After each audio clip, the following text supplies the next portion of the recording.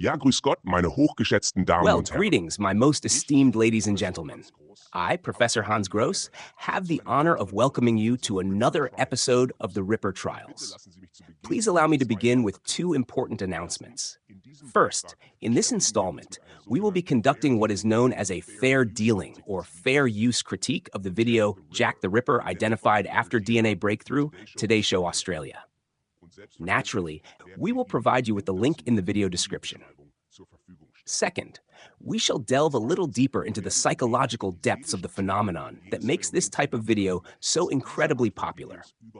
You see, it is absolutely fascinating how headlines like "the sudden identification of the Ripper through modern DNA analysis" create an almost electrifying allure for the audience.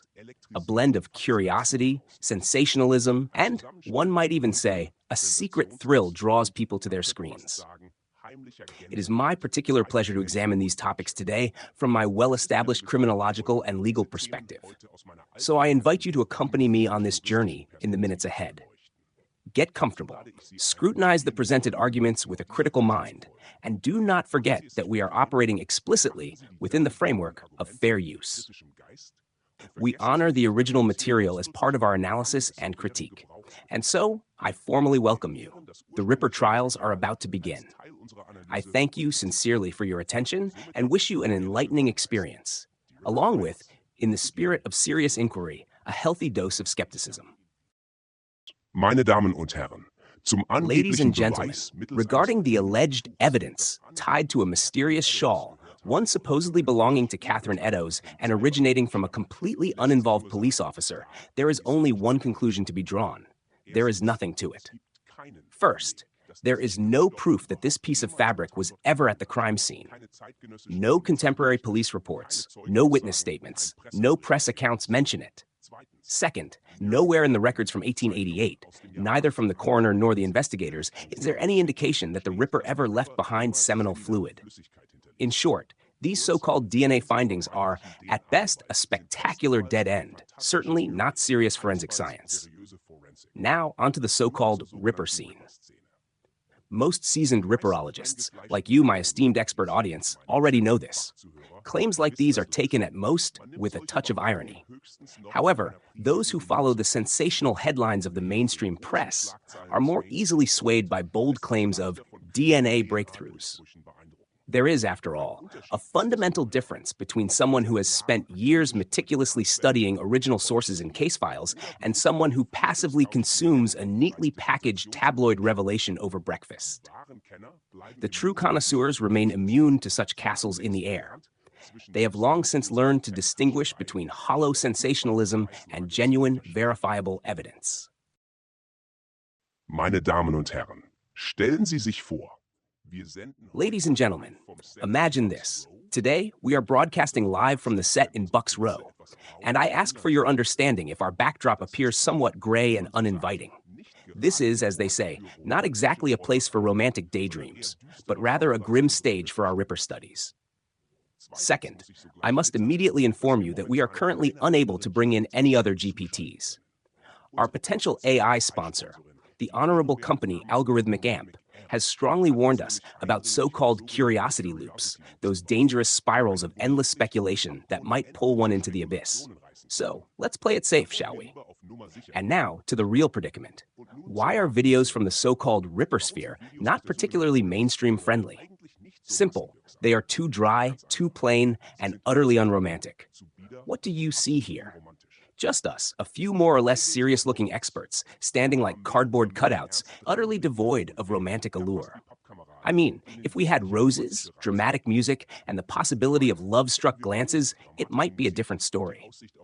But in Bucks Row, surrounded by darkness and eerie legends, there is certainly no springtime blossoming in the heart here.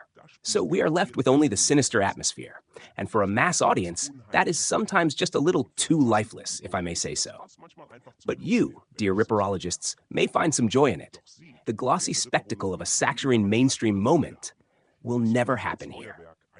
And with that, back to our most unpretentious setting, so that we may continue our investigations, without a hint of romance, but hopefully with a certain eerie charm. Meine hochverehrten Damen und Herren, My most esteemed ladies and gentlemen, let us turn our gaze for a moment to the delightful footage of the Today Show Australia weekend crew. What do we see? Two people, radiantly beautiful, as if straight out of a glossy magazine. Embarrassingly, we don't even know their names. Are they accredited journalists? Perhaps. Perhaps not. But they are, without a doubt, stunningly attractive.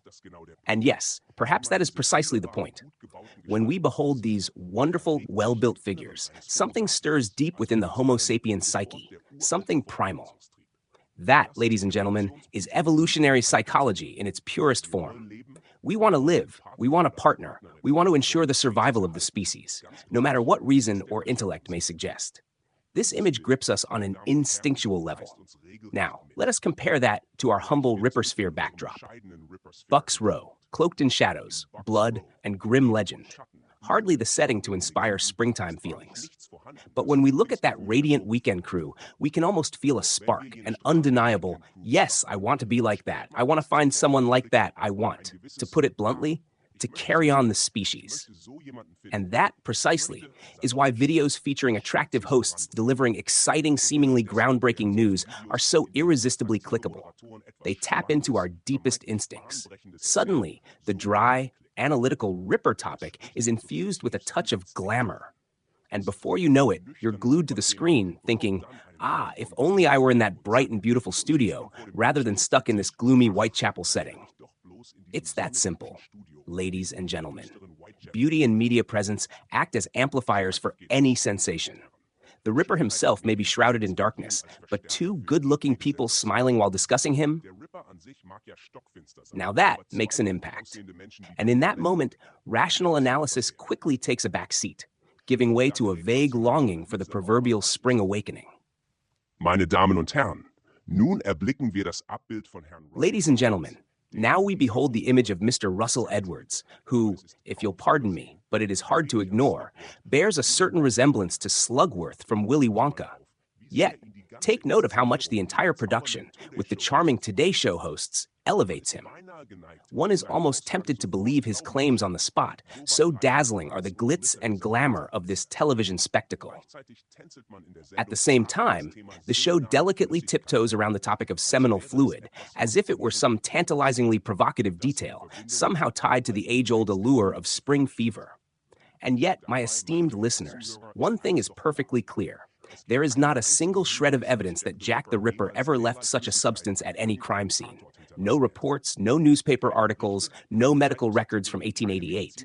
Nothing. Zero. Zilch. So one must wonder, what does this say about the psychology of all involved? A touch of feigned fascination, a hint of sensationalism. Perhaps it is simply in our nature to weave a thread of, shall we say, erotic mystery into even the darkest of topics. We may be amused by how this is staged, but if we take a closer look, the entire thing remains highly nebulous. In this sense, the enchanting aura of the TV studio, combined with this whispered mystique around DNA and seminal fluid, blends into a kind of springtime cocktail for the masses. But let us not forget, the cold, hard historical facts tell a very different story. If anyone feels a flutter of spring fever while watching this, it has far less to do with the Ripper himself, and far more with the distant glow of the studio lights. Meine hochgeschätzten Damen und Herren, nun sehen wir also den renommierten... My most esteemed ladies and gentlemen, here we have the renowned Karl Stefanovic, accompanied by Sarah Abo, both from the weekday Today Show team. Mr. Stefanovic enjoys a certain reputation as an accredited and trusted journalist. And yet, one cannot help but ask, how did such a questionable segment receive his approval?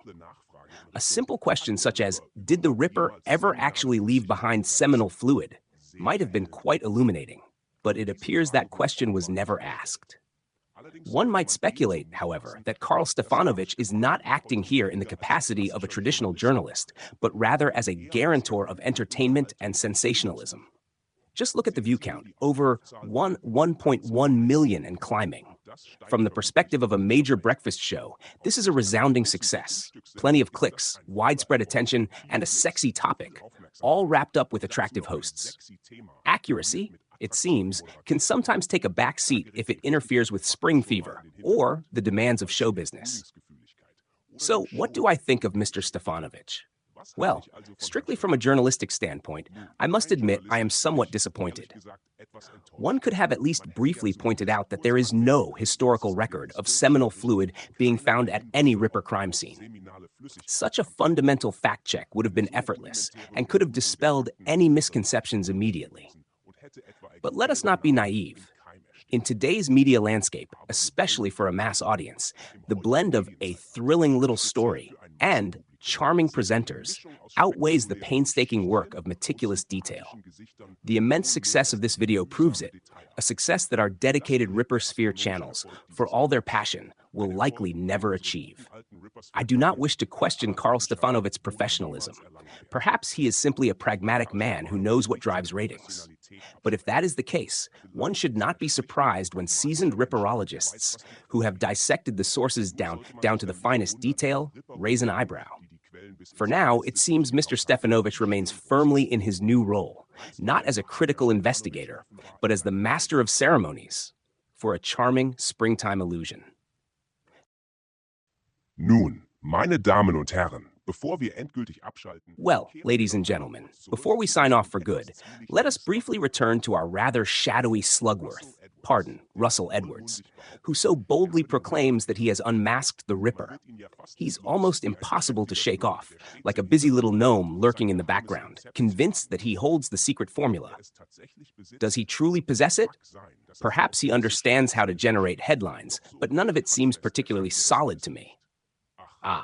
Slug, apologies, Edwards, will surely continue making his rounds, hoping to persuade a few more chocolate factories, media outlets, of his miraculous wares. With that in mind, my esteemed viewers, we thank you for joining us. Feel free to draw your own conclusions. As for me, I sign off with a quiet smirk. Some dream of golden tickets, only some golden tickets are little more than the thinnest of foil. Meine hochgeschätzten Damen und Herren, an dieser Stelle sage ich... My most esteemed ladies and gentlemen, at this moment, I say from the heart, thank you for accompanying us on this little excursion into the depths and occasionally the spring fever of the Ripper phenomenon. I know that you, our esteemed viewers, are not only inquisitive but also psychologically refined beings. In a way, we are all driven by curiosity, paired with a fine touch of skepticism, are we not? And so, I invite you. If you enjoyed our journey through Bucks Row and the strangely captivating world of DNA sensations, then please, click like, share the video, subscribe to our channel, and if you're in the mood for a proper debate, let us know in the comments. However, I must warn you, anyone who dares to challenge me, Professor Hans Gross, should bring along a fair share of courage and a pinch of humor. With that, my dear friends, it has been an honor, and I look forward to welcoming you back to our quirky yet ever fascinating Rippersphere. I remain with my best regards. Stay curious, and never forget, your psychology is sharper than some might think. Until next time. Ich verbleibe mit den besten Grüßen. Bleiben Sie neugierig und seien Sie sich gewiss, Ihre Psychologie ist stärker als mancher meint. Auf bald.